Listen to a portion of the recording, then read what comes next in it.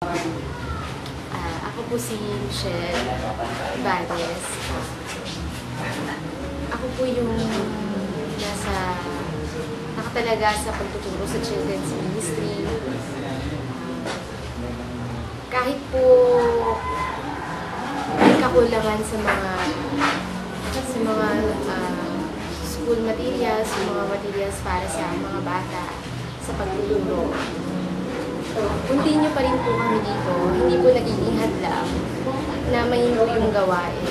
Kahit na medyo maraming nagiging hadlang para sa gawain dahil medyo kakaiba po ang mga tao dito, talagang full of prayer po, talagang dapat matinding battle po kasi ang lugar na to.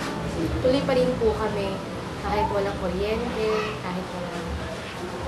Basta po sa gawain ng Panginoon, go po ang mga kabataan dito. Talagang lalaban kami sa gawain sa kanila.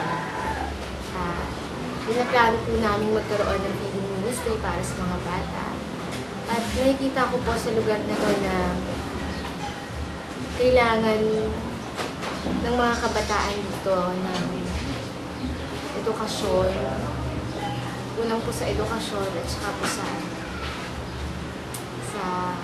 nakulangan din po sa pang-araw-araw na mga kain. So, kaya po kami nagkaplano ng feeding ministry para sa mga bata.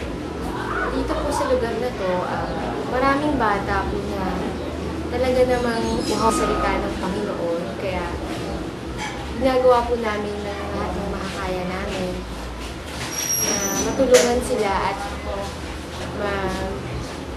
babahagos.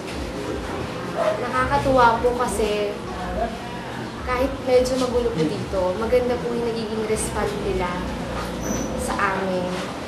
Maganda po yung nagiging resulta sa pagpapagal namin. Hindi po nasasayang.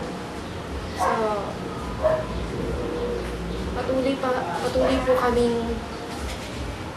namin hinahawakan yung pangako ng Panginoon sa amin na hindi niya kami pababayaan. He will supply all our needs sa ministry, ganun din po sa pamilya. So, yun lamang po. Sa Diyos po ang pagkakas.